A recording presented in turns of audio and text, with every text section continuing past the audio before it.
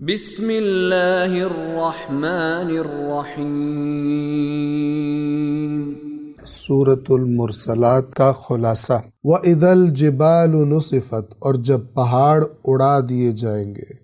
وَإِذَا الرُّسُلُ اُقِّتَتْ، اور جب رسولوں کو یعنی انبیاء کو مقررہ وقت پر لایا جائے گا۔ قرآن مجید نے اس کی طرف اشارہ کیا ہوا ہے کہ قیامت کے دن اللہ تعالیٰ ہر نبی سے سوال کرے گا اس کی ذمہ داریوں کے بارے میں، اور نبی کے بعد رسول کے بعد ان کی امتوں سے سوال کرے گا کہ ہمارے نبی کی جو ذمہ داری تھی اس نے تو ادا کی، تم نے نبی کے پیغام کے ساتھ کیا سلوک کیا۔ تو ایک مقررہ وقت پر رسولوں کو لایا جائے گا اس عظیم عدالت میں، اللہ کی بارگاہ میں۔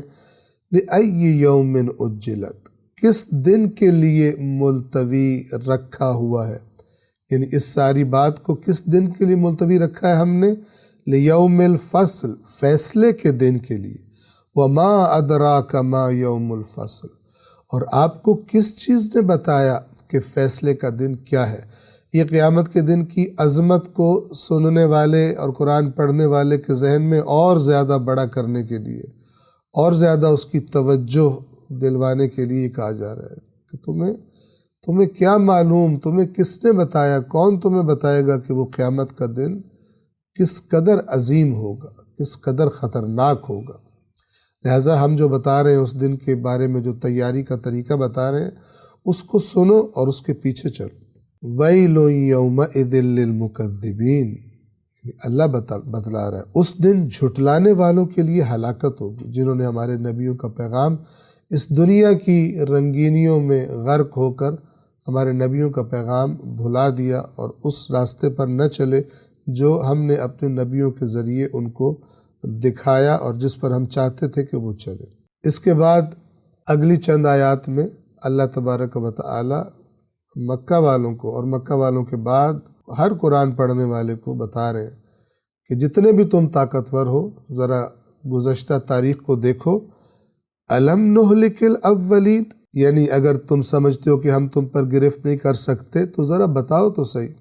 یہ بات آیت میں نہیں ہے، وضاحت کے لیے بتاؤ تو کیا بتاؤ؟ الم نہلک الاولین، کیا ہم نے پہلوں کو ہلاک نہیں کیا؟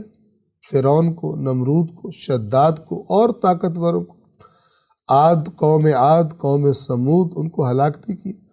ثم نتبعہم الآخرین، پھر دوسروں کو ان کے پیچھے چلایا، یعنی دوسری اقوام جو ان کے بعد آئی اور انہی کے راستے پہ چلی کہ جن پر یہ پہلے ہلاک ہونے والی قومیں چلی تھی اللہ کے نافرمانی کے راستے پر، تو ان کو جب ہم نے ہلاک کر دیا تو جو بعد میں آئے اور انہوں نے انہی کی روش اختیار کی، انبیاء کی بات نہ مانی، تو پھر ہم نے بھی قانون تبدیل نہیں کیا، ہم نے بھی انجام میں بھی ان نافرمانوں کو پہلے نافرمانوں کے پیچھے پیچھے چلایا، یعنی ہلاک کر دیا۔ کذالک نفعل بالمجرمین، مجرموں کے ساتھ ہم یہی کیا کرتے ہیں، یہی سلوک کیا کرتے ہیں، یہ اللہ تعالیٰ کا قانون ہے، یہ سنت اللہ ہے، اور اللہ فرماتا ہے کہ تو کبھی اللہ کی سنت میں تبدیلی نہیں پائے گا۔ کذالک نفعل بالمجرمین، مجرموں کے ساتھ ہم یہی کیا کرتے ہیں۔ پھر خبردار کرنے کے لیے تکرار فرمائی، وَيْلٌ يَوْمَئِذٍ لِّلْمُكَذِّبِينَ، اس دن جھٹلانے والوں کے لیے ہلاکت ہوگی۔ پھر چند اور آیات، ایک عظیم کام، ایک معمولی پانی کے قطرے سے ایک انسان کو خلق کرنا، انسان کو توجہ دلائی جا رہی ہے کہ ہماری قدرت میں شک نہ کرو کہ ہم کر سکتے ہیں، قیامت برپا کر سکتے ہیں یا نہیں کر سکتے، تمہیں دوبارہ زندہ کر سکتے ہیں یا نہیں کر سکتے، اس پہ غور کرو۔ الم نخلقکم من ماء مہین، کیا ہم نے تمہیں ایک بے حیثیت پانی سے خلق نہیں کیا؟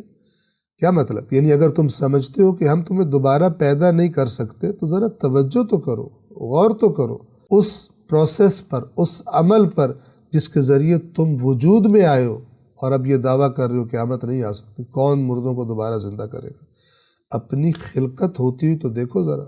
فَجَعَلْنَاهُ فِي قَرَارٍ مَّكِينٍ، تو ہم نے اسے ایک محفوظ جگہ میں ٹھہرایا، رحم مادر میں، شکم مادر میں، کتنی محفوظ جگہ تھی، کتنا مناسب ماحول فراہم کیا تاکہ وہ معمولی سا نطفہ ایک مکمل انسان میں تبدیل ہو جائے، ایک محفوظ جگہ میں ٹھہرایا۔ صدق اللہ العلی